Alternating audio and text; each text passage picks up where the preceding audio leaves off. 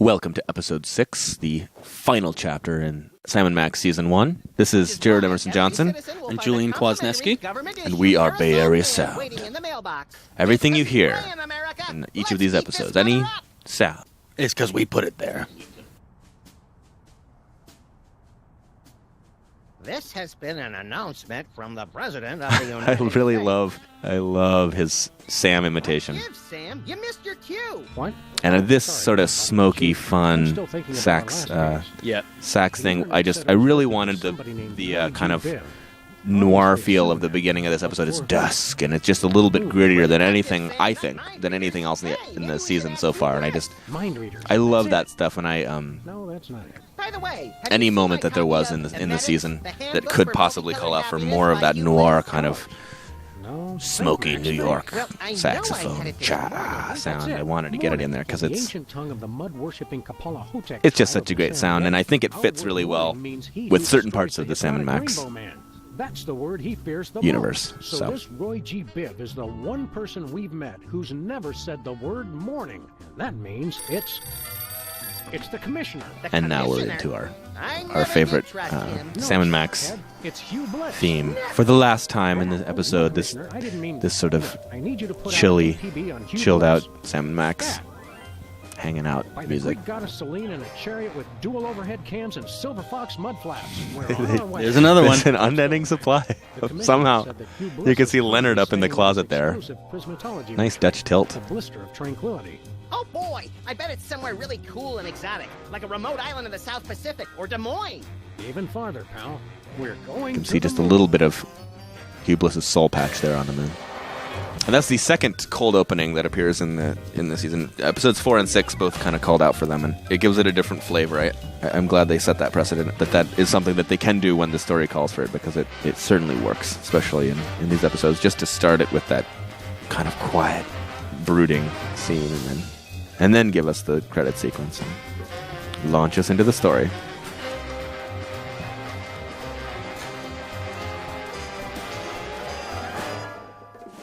Womp, womp, womp. And here we go, flying off in the car.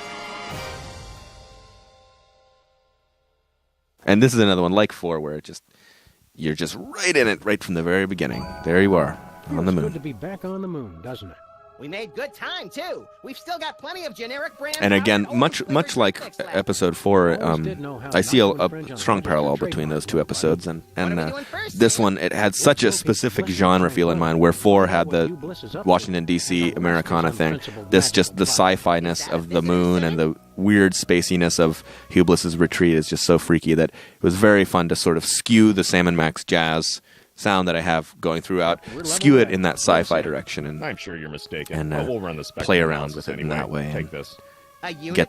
We got out the theremin and got that in there, and some of the crazy whistling and me doing my Star Trek singing. I'm sorry, sir. The unicorn said you're yellow. No one calls in us there. yeller.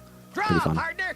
Rubbing the unicorn. There are some very borderline and wonderful plot devices in this episode. It's one of my personal favorites. Rub it often to measure your progress towards. This was a fun session too. Just the total dryness of it. I can't do that right now. You do that. Yeah, it's very funny. And we had to keep toning it down to make it less and less emotional. Yeah. Butter on it.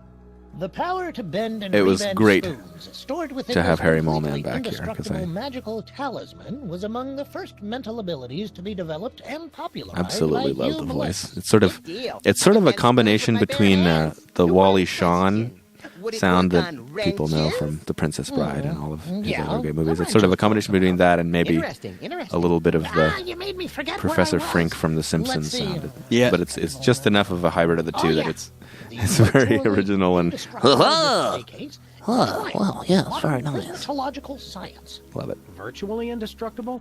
Extensive testing has been done on the case, showing it to be impervious to bullets. Randy Tudor, pushing force, as he does, weaponry, saved us once again from a potential audio disaster by and liquid nitrogen. wiring Don't in touch it.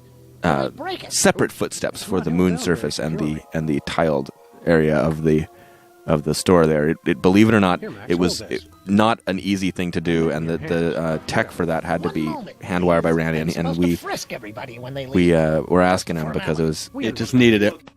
the difference between walking in Okay. moon dust and walking on tile is pretty harsh, and so we got it in there thanks to Randy. Thank you, Randy. Thank you so much. Yes. Okay, you can get one thing. One. Do you have any completed artificial personality Joey disorder Kamen as forms? Bosco's mother was one of my favorite Really would have come in experiences handy. Do you directing have for this a season. He video of a chicken eating cow manure for laughs? No way. Do you have any global meatball sandwich positioning systems? Oh, you gotta be kidding me. Do you have any 3-foot by 2-foot cue cards that say "Don't vote for me"? What? I can't believe this. Do you have any instant win cheat codes for Reality 2.0? Oh, why didn't we? The processing that's on the Bosco's track, I haven't talked about it. I wanted to make it sound like it was coming over a loudspeaker and just have that kind of cheesy convenience store music sound to it. But it's a fun piece of music, and we'll actually be including an unprocessed full version of it in the soundtrack. So you'll be able to enjoy that in all its glory. So schedule that dinner party. You're enjoying Yes. my blister of tranquility. You're all making such great progress. These unlocking were secrets of the Hugh personality. sessions were very interesting. Just imagine listening to that Neither did I. voice Cool for it, 3 Max. hours, It's scaring me more than usual. Or 4 hours. Have splendid or maybe 4. My Yeah, and time trying to find the line. I mean, believe it or not, there is a line with Hugh Bliss, and finding the line to not cross but get as close to Yep. as you can to it, where it's freaky and off-putting and creepy and all those things that we love about Hugh Bliss, without making it so horrible that it would be distracting and terrible in the game. And it's a line that's trickier than you might expect. Guy really knows how to work a room. It becomes his character. You know, he's got an established An entire sound. planet of That little primatologists. musical ditty that the bleepy cop plays every time whenever he's excited or happy about something. If you noticed it, you might be happy to know, or it's another one of my little kind of secret personal Easter eggs for some of my friends. But that's a little snippet of a rock opera I wrote in college with some friends of mine in the Risley Residential College for Performing Arts at Cornell University, and it was a rock opera adaptation of Waiting for Godot by Samuel Beckett.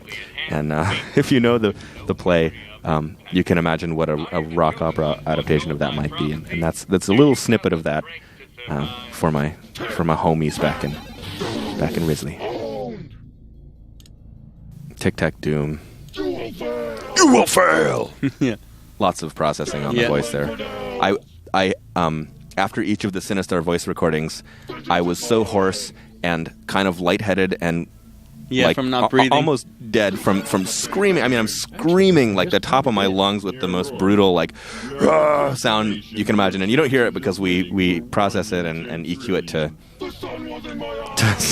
work and not be louder than everything else. But it's me screaming at the top of my lungs to do that voice, and obviously I always had to do it at the very end of everything because I was just unable to even speak for about 36 hours after that, and but it's totally worth it.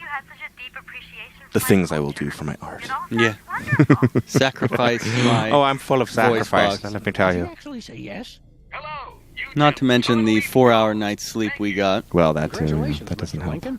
Oh my God. I got sick, What if he wants I to be think, serious? I can't do this. I'm so nervous. I got butterflies. 4 times throughout the production of this Stand back, Max. wonderful project, and They're coming at back least up. 3 of those were due to Sleep deprivation. and I'm a generally very healthy person, and I usually maybe once a year at most I would get sick, but in the 9 months of production we had on this project, I found myself sick for 1 to 2 weeks at 4 different times. And it was just, it was amazing, the crunch that we were under for this project.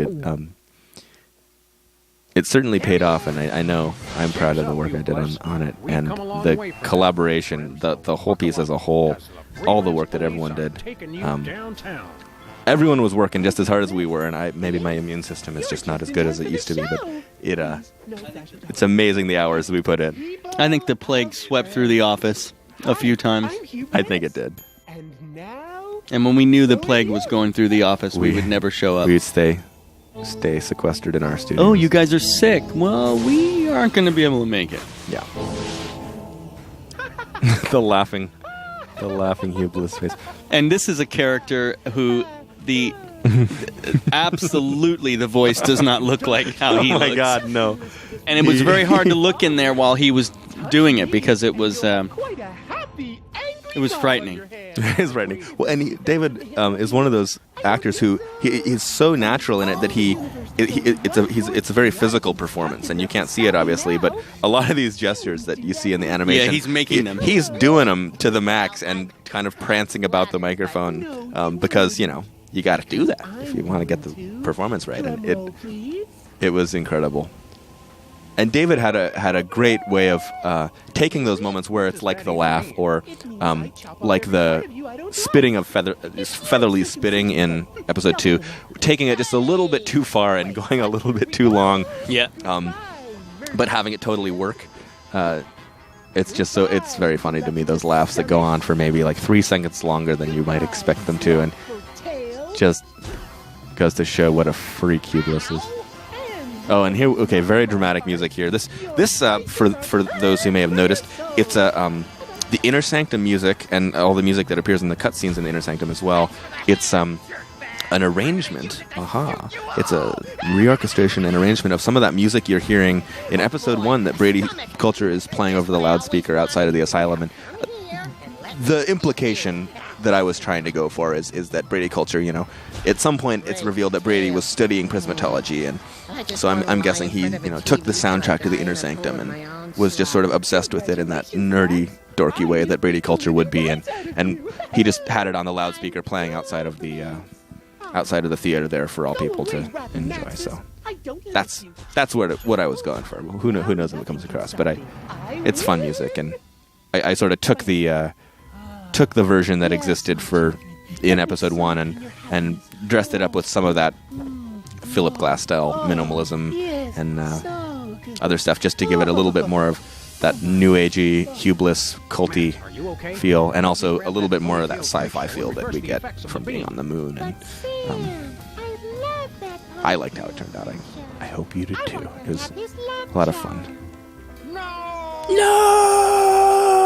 Oh! I swear to you. You got to have at least one scene with the big no in any project you do, if you really want it to be, up to the next level. The music in the retreat, I just wanted it to be the most freaky, creepy, weird, kind of off-putting sounding stuff you can do. And if you listen, part of the music is built into the music. There are like laughing babies reversing and highly processed, but sort of sampled some of that in there to give it that creepy Hubris feel. He would want the babies to be there, but it ends up sounding kind of frightening. It's just incredible visuals, though. It's exactly what you would picture. I love it. The way this track, the background music for this turned out to me, it reminds me of the Chicago O'Hare Airport, for anyone who's ever flown through and gone through that little tunnel between the B and C terminals. Ah, yes. That little walkway with all the lights and the weird new agey version of the Gershwin. All those different mallet instruments. Well, shame on you, Sam. Someone could have been hurt. I miss you, little pal. I'm afraid I'm going to be needing your tail so I can put my little buddy back together in a Frankenstein-like fashion. Whatever. Sam, what are you doing? You may not want to watch this. Oh, there we go. There were a lot of poofing and disappearing and transporting and sound effects of that kind in this episode. I had to make a huge basket of effects for that, and I made about 15 or 20 of them and used them in different combinations for all the different things, especially, as we'll see in the final sequence with the magic show. someone's disappearing or reappearing or All the time. transporting all over the place, and it's just like, oh my god, scoring it was a lot of fun, and to make it so that we didn't have to have 800 effects taking up all this space, but still have it feel fresh and not be duplicating data. I took sort of those 20 effects that I did make and used different combinations of them to have each poof is different from every other poof in the whole game. Oh, you little idiot. You ruined my hypno beam. I should have killed you earlier, but... And this is the beginning of really seeing that truly dark, frightening side of Hubris. It's like you realize, Yeah. oh no, Die, bunny! he's not just scary, he's actually really scary. We are a spacefaring colony of sentient bacteria.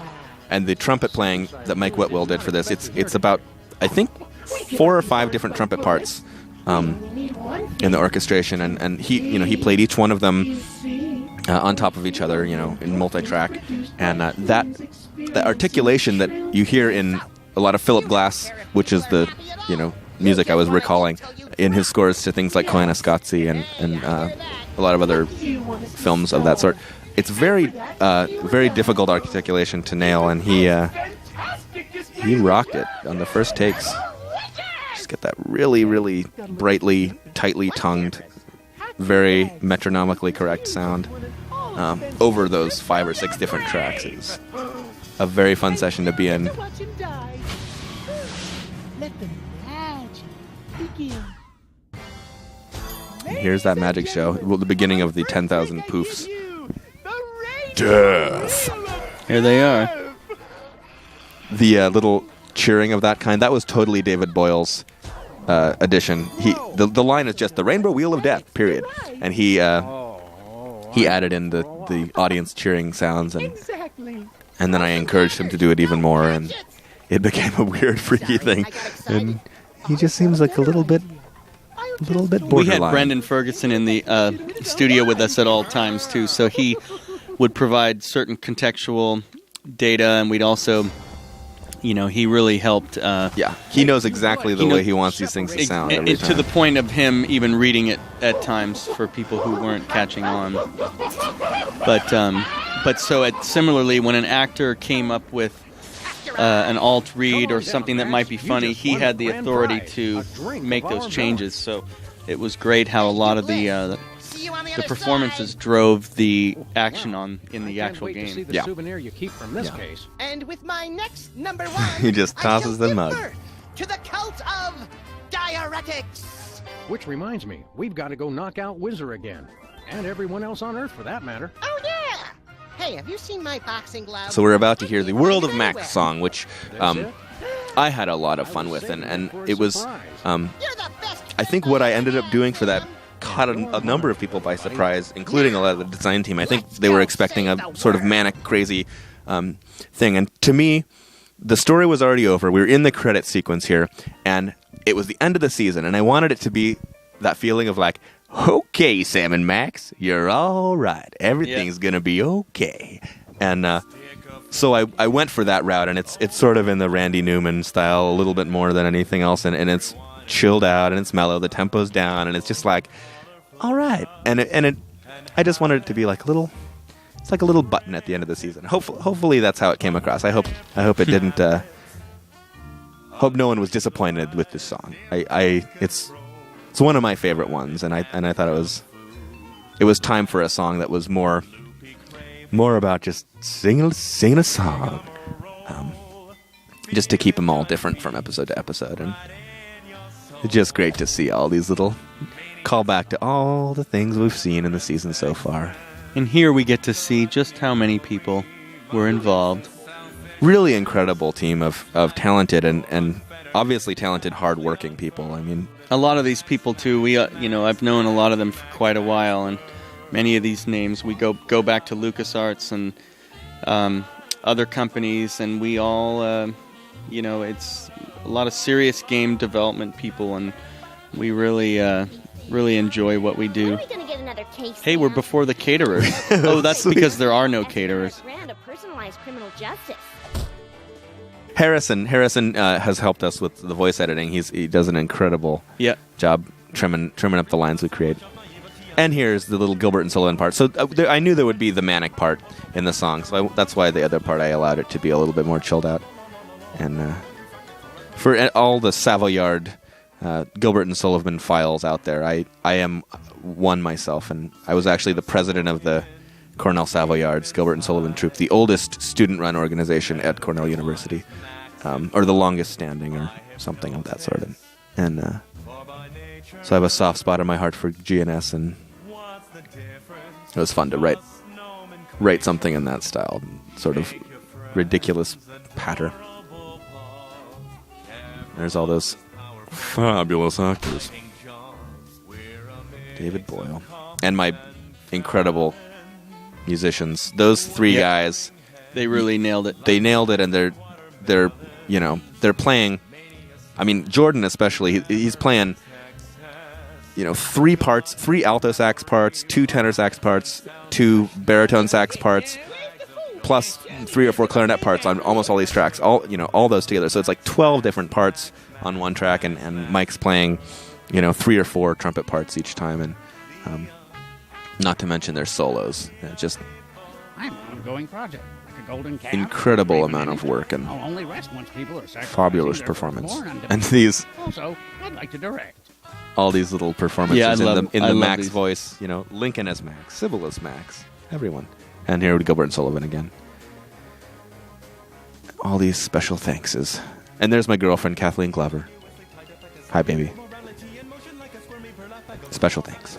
Special thanks. I'm looking for George. Oh, does he get George thanked? is nowhere to be found. Okay. I don't know. Maybe he is. Maybe he's. I guess it would be slightly appropriate. You. Thank you. Thank you. Well, there you have it. Sam and Max, Season 1 audio. The music, sound, voice. Hope you enjoyed it. It's fun to talk about audio. A lot of the times people don't want to hear about it. Yep. So for the 3 of you that listened. For the 3 of you that listened, we appreciate it. We really do. And we'll be back with a vengeance on Season 2. We'll be starting a support group for people that enjoy audio. Yeah, and exactly. If you'd like to join. All 7 of you. Please visit basound.com. Exactly. Thank you. All right. Take care. See you next time. Have a good year. We'll see you in the fall with the next season.